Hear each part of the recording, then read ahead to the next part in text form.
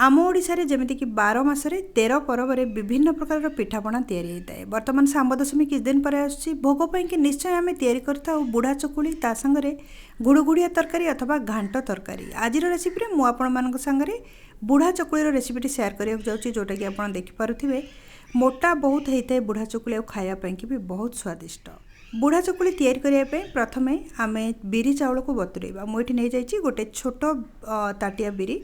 आपण जेकोसी ताटिया अथवा कप रे मेजरमेंट नहीं जिवे से कप रे बिरी आ चाउल को पकेबे। एमिति तो कई कई 2 भाग चाउल कई कई 3 भाग चाउल पकई थांती। मुठी नउछि 2 भाग चाउल माने गोटे ताटिया बिरी रे 2 ताटिया चाउल। एथिरे आमे पानी पुरै कि आकु 3 रु 4 थर प्रथमे भल कि धोई नबा। बिरी चाउल को 3 थर पानी पुरे मु भल कि धोई कि नहीं आसी। बर्तमान आपको आम बतुरेबा कम से कम 4 रु 5 घंटा पर्यंत आपको बतुरेबा।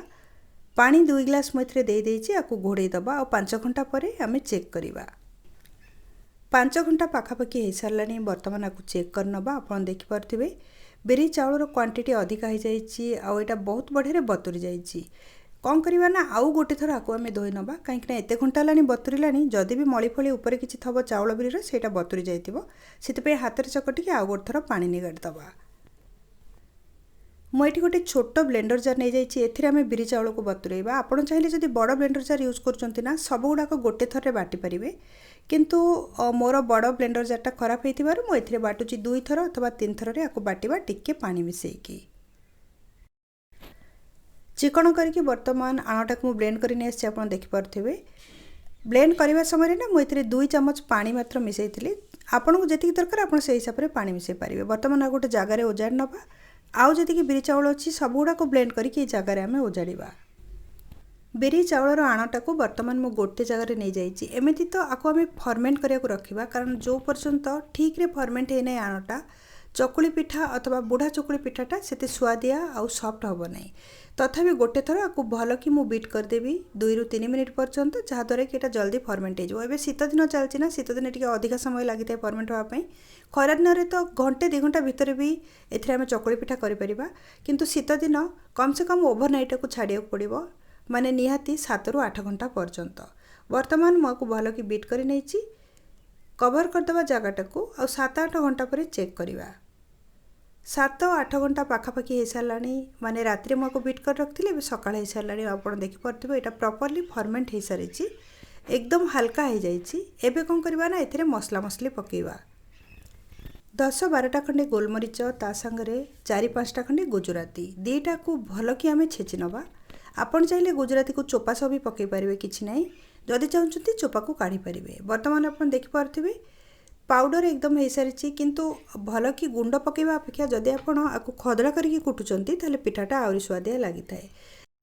बुढ़ा चकुली को अधिका स्वादिया और सॉफ्ट करने कि से आम कदली टिके पकेवा। यहाँ ऑप्शनल आपन चाहिए पकई पारे किंतु प्राय पूजा पर्व में बुढ़ा चकुली रे कदली पड़ी थाए। कदली पड़ा चकु स्वाद भी पिठार बढ़ी थाए आउ सॉफ्ट भी होता है।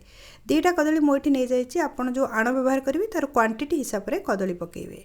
2टा कदली को भल कि चकड़दबा। आपन चाहिए मासर रे भी आपको मास करेंगे किंतु हाथ में मु चकड़ुची भल कि गुंड करके चकड़दबा जमती आण सांगे मिसीज। आपन देखिपे बर्तमान कदलटा चकटी सारी भल कि आपको साइड रे रखीदबा।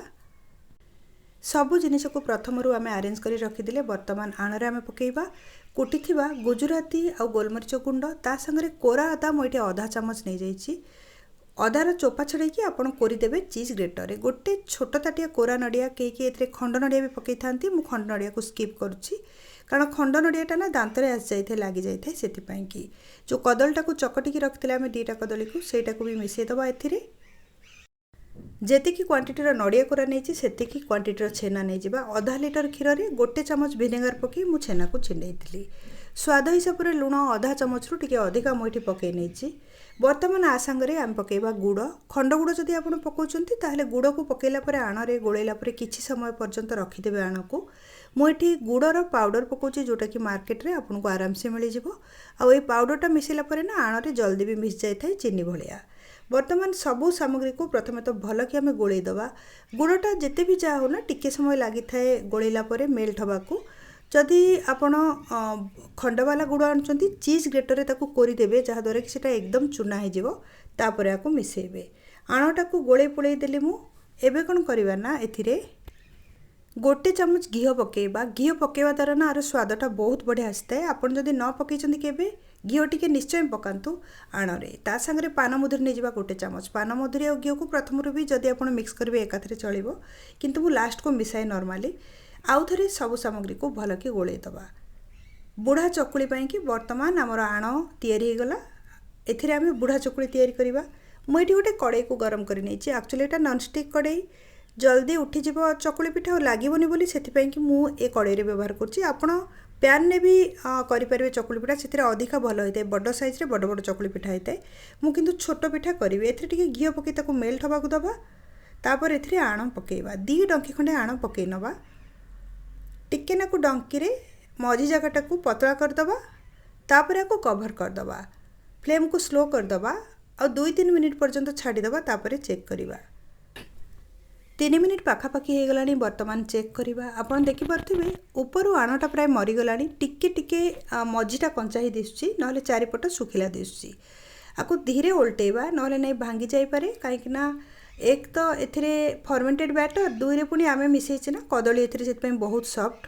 मो को उल्टे नहीं आउ थे घोड़े दबा। एबे अधिका समय जमा नु मिनटे रु 1.5 मिनिट पर्यंत आको कुक करिबा। तापरे चेक करिबा। पिठाटा को पुणी थे चेक करिबा। गोटे पट तो हो जाइथिला, सेकेंड पटटा को उल्टे दबा। कलर आसी ना नहीं आ भल कि कुक होइछि ना नहीं, तीटा कथा देखिया पड़िबो। बहुत बढ़िया कलर आछि आ भल कि भी एटा कुक हो सारिछि। आपको आम काढ़ी नवा आ गोटे प्लेट को नहीं जावा।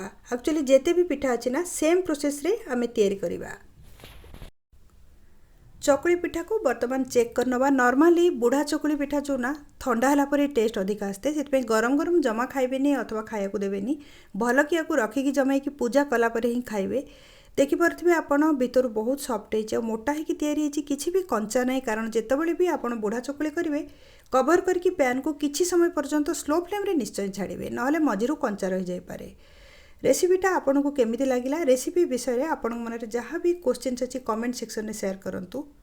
आउ जेकोसी मो वीडियो अथवा रेसिपी आपन देखला बेले आई बटन अथवा डिस्क्रिप्शन बॉक्स, आजकल तो डिस्क्रिप्शन बॉक्स रे मो बेसी लिंक दौनी, किंतु आई बटन निश्चय थे चेक करंतु। बहुत गुड़ाए पिठार रेसिपी मो ऑलरेडी मो चैनल रे पकई सारी और बहुत बढ़िया बढ़िया प्रॉपर प्रोसेस हिसाब से मो वीडियो करछि, से गोटे थर निश्चय देखंतु। जदि मोर चैनल को सब्सक्राइब करना थे सब्सक्राइब करनी और राइट साइड जो बेल आइकन अच्छी ताकू क्लिक कर ऑल नोटिफिकेशन बेल को ऑन करंतु, जहाँद्वारा कि मु जो भी वीडियो अपलोड करी ता आपण मानक पाखरे नोटिफिकेशन रूप में पहुँची जिवो।